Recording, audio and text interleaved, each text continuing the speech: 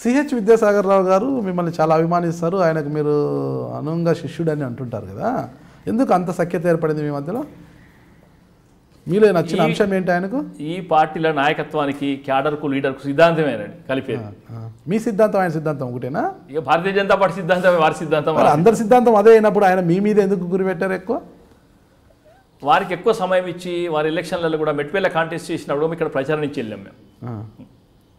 ఇక నేను మీకు ఇంతకుముందు చెప్పాను కదా, నేను ఎమర్జెన్సీ తర్వాత వస్తున్న అటాచ్మెంట్ ఏదైతే ఉన్నదో ఇప్పటికీ అది కంటిన్యూషన్ నడుస్తూ ఉంది. అదే ఆయనకు మీలో నచ్చిన అంశం ఏమి అంటున్నా? ఫుల్ టైం, దాదాపు నేను ఫుల్ టైం పనిచేస్తాను ఆయన కోసమే. ఆయన కోసం అని కాదు, పార్టీతో పాటు ఆయన కోసం.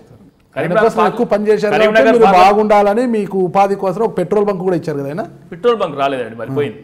మళ్ళీ పోయిందా? పోయింది. పెట్రోల్ బంక్ ఆయనతో రాలేదు మాకు, అది నా పేరు మీద లేదు. ఆ డాక్టర్ చంద్రశేఖర్ రావు ఉండే పార్ట్నర్, బినామీ పేరు మీద ఇచ్చారా? లేదు, ఆయనే పేరే, ఆయన కూడా డాక్టర్, ఆయనకి ఇచ్చారు.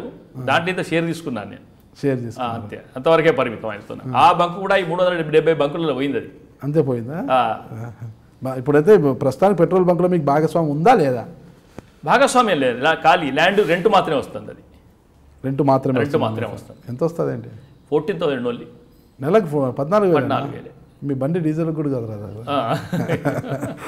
వచ్చేది 14,000. మా పార్ట్నర్కి ఆయనకు ఒక 16,000. ఇప్పుడు ఎలా ఉంది సంబంధాలు?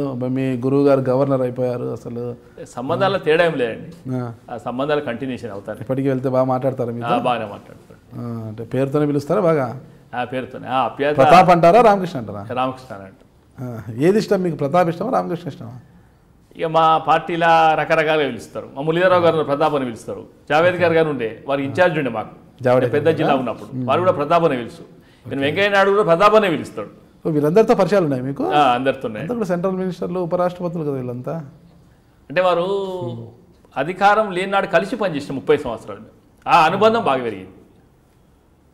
ఓకే, అంటే వీళ్ళందరితో పరిచయాలు ఉన్నా కూడా మీరు ఎదగకపోవడానికి కారణం కేవలము ఆర్థిక పరిస్థితులు, కుటుంబ పరిస్థితులు కారణం, అందుకే ఎదగలేకపోయారంటారు మీరు.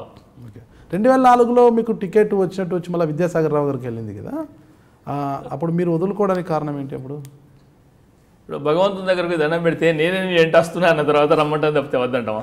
ఓకే, మీ దేవుడు చాలా పోటీ చేస్తాను, ఆయన చేస్తాను, దానికి ఇక్కడ డౌట్ ఉంటుంది. ఓకే ఓకే, అందుకు ఇంకా కాదనలేకపోయారు మీరు అనమాట.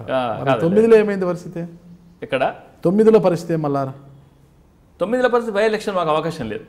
ఓకే, 2014 చెప్పాను కదా నేను, ఆర్థిక పరిస్థితులు కొంచెం బాగలేకుండే, పిల్లలు సేమ్ అదే టైంలో నాకు ఎడ్యుకేషన్స్ అవన్నీ ప్రాబ్లమ్స్ ఉండే, ఇవన్నీ పెట్టుకొని ఒక్కోసారి ఇటు ఆర్థికంగా. ఎవరికి ఇచ్చారు 2014లో టికెట్? ఆది శ్రీనివాస్ గారికి ఇచ్చారు. ఆది శ్రీనివాస్.